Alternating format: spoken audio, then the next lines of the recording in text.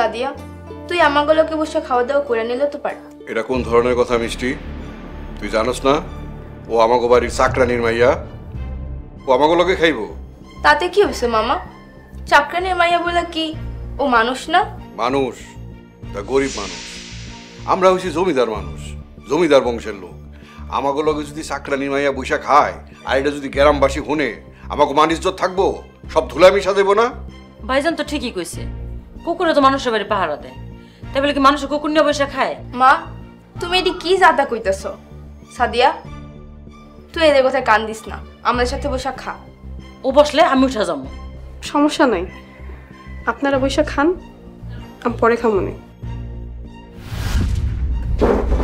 আবার কি হয়েছে?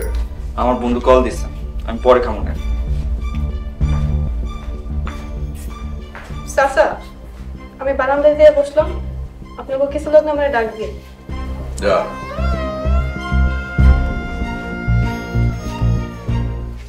মামা মায়াটার সামনে এসব কথাবার্তা না করলেও পারতেন, সেও কিন্তু মানুষ।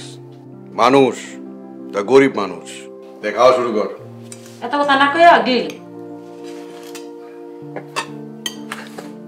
তরকারি উঠে দে।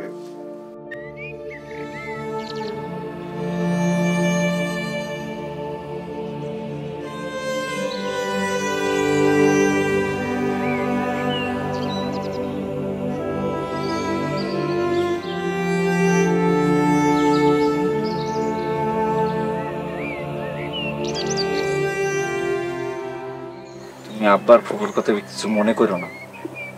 কি মনে করব? আমাকে মতো গরিব মানুষের কি মনে করারই আছে? তারা তার ভুল কিছু কয় নাই।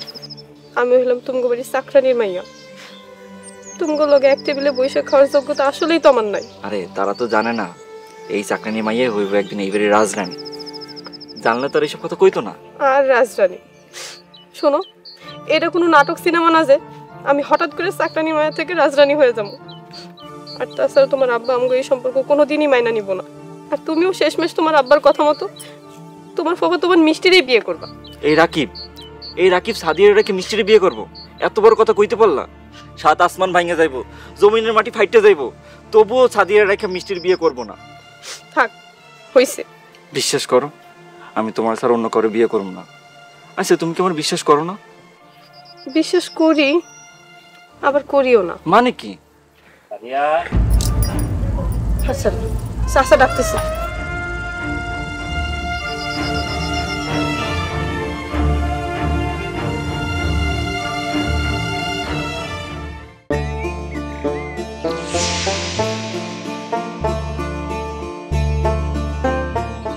কিরে কি অবস্থা তোর? আর অবস্থা বন্ধু, আমি মনে হয় বেশি দিন বাঁচুম না। কেন, তোর কি আবার ক্যান্সার ট্যান্সার ধরা পড়লো নাকি? ক্যান্সার সে তো বড় অসুখ বন্ধু। একটু আগে সব একলা খাইতে বইছিলাম, আব্বা সাদিয়ারে চাকরানি মাইয়া বইলা এক টেবিলে খাইতে দিল না। আর ফুপু তো সোজা সাদিয়ারে কুকুর সাথে তুলনা করলো। বলিস কি, তাই নাকি? হ বন্ধু, বিষয়টা আমার কলিজা লাগছে। মনে হইতেছিল কথাগুলো সাদিয়ারে না আমার কইতেছিল, সেজন্য আমিও খাই না। বিদেশি বন্ধুর কল আসার কথা বললা আমি ওইটা চলে আসছি। ও তাই বন্ধু, এভাবে লুকায় লুকায় আর কয়দিন? আমি কই কি, তোর আর সাদিয়ার সম্পর্কটা এখন মাতবর চাচারে জানানো দরকার। লাভ নাই বন্ধু, আব্বাই পুকুরে কথা দিয়ে রাখছে, মিষ্টি বড় হইলে আমার আর মিষ্টি বিয়ে দিব। আর অহন যদি আমি একটা চাকরানি মাইয়ের জন্য সুপারিশ করি, আব্বাই জীবনও মানব না, কোনোদিন মানব না। তা অবশ্য ঠিক কইছস, যেই মায়ের এলো এক লগে টেবিলে খাইতেই চায় না, ওই মায়েরা তো মইরা গেলে গাও তোর বাপে কোনোদিন নিজের পোলার বউ হিসাবে মাইনা লইব না। এইসব টেনশনে কবে জানি শুনবি আমি স্ট্রোক করে মরে গেছি। এইসব ফালতু কথা বাদ দে তো, আল্লাহর উপরে ভরসা রাখ, দেখবি একদিন না একদিন একটা রাস্তা ঠিকই বাইরে হয়ে পড়ছে। এখন চল হলদা বাজারে যা সেলিমের দোকানে চা খামো। আয়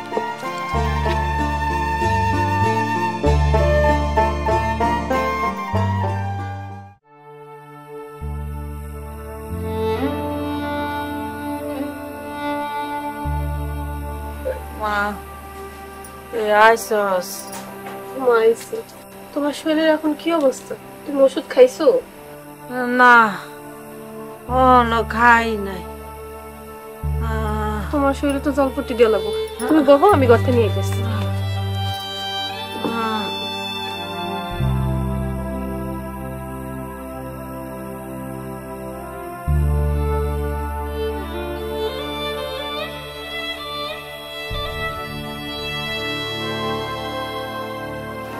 দেখি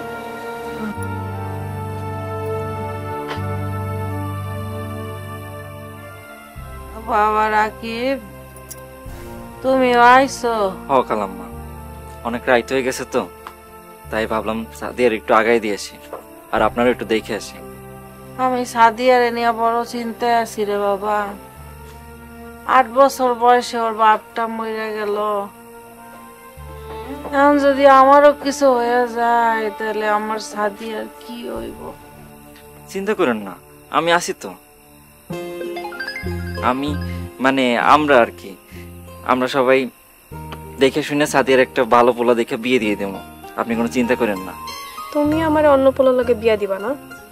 আপনার শরীরের যত্ন নিয়ে আম্মা। দুঃখিত খালাম্মা। খালাম্মা আমি গেলাম। সাবধানে যেও বাবা।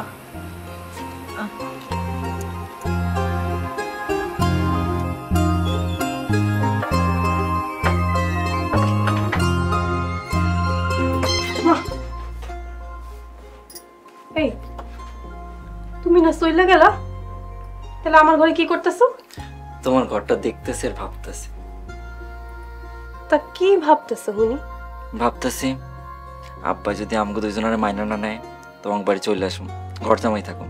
হ্যাঁ থাইকো তুমি ঘর জামাই, আমার অন্য একটা পোলা লগে বিয়া দিয়া তুমি একা একা আমগো বাড়িতে এসে ঘর জামাই থাইকো, ঠিক আছে? কি কও এসব? আমি তো অন্য পোলার লাগে বিয়ে দেওয়ানোর কথা পরিস্থিতি চাপে পড়ে কইছি। এই সাদিয়ারে বিয়ে দিতে হলে রাকিবের লাগে বিয়ে দিতে হবে, নইলে পুরো গ্রামে আগুন লাগাই দেবো। থাক হইছে, বহুত শুনছি তোমার চাবাবাস, এবার একটু থামো। সাদিয়া, আজকের আবহাওয়াটা একটু ঠান্ডা ঠান্ডা না? কেমন শীত শীত করতেছে না? এই, ছাড়। পাশের রুমে যে আম্মা ঘুমাইতেছে, তুমি কি ভুলে গেছো?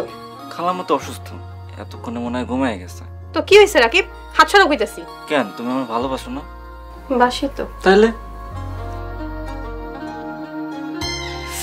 আজ কারেন্টও সময় মতো গেছে।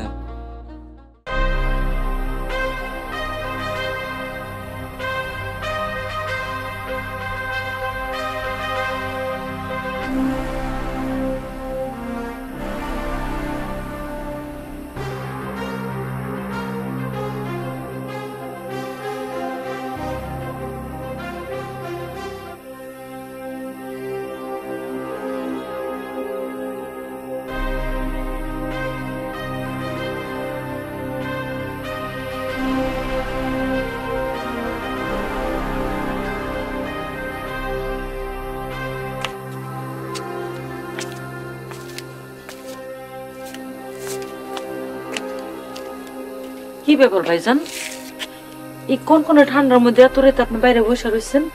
কি করুম আর, রাকিব এখনো বাড়িতে ফিরে নাই। এটা কি কোন? তাইলে আর কইতাছি কি, এই যে কতক্ষণ ধরে মোবাইলে ফোন দিতাছি, ফোনও বন্ধ। আমার তো টেনশন বাড়তাছে। ভাইজান আপনি টেনশন করেন না, জোয়ান পোলা হয়তো বন্ধু বান্ধব গা ডাটা মারতাছে, আইসা পড়বো। টেনশন কি আর সাথে করি? এ এলাকায় আমার তো শত্রুর অভাব নাই। ভাইজান কই কি, আমার মায়েরা তো বড় হয়েছে, রাকিব আর মিষ্টির বিয়াটা এবার দিয়া দেন। ঘরে বউ থাকলে দেখবেন আর গত্তন বাইরে হইব না। হ, আমিও এরকম ভাবতাছি। তোরে যখন কথা দিছি একদিন না একদিন বিয়া তো হইবই। তুই এক কাম কর, মিষ্টির আব্বারে 2-1 দিনের মধ্যে আমাকে বাড়িতে আইতে কর, একলগে বইয়া বিয়া শাদির কথা কইবি। ঠিক আছে ভাইজান, অহন ঘরে চলুন, রাকিব চললে আইব।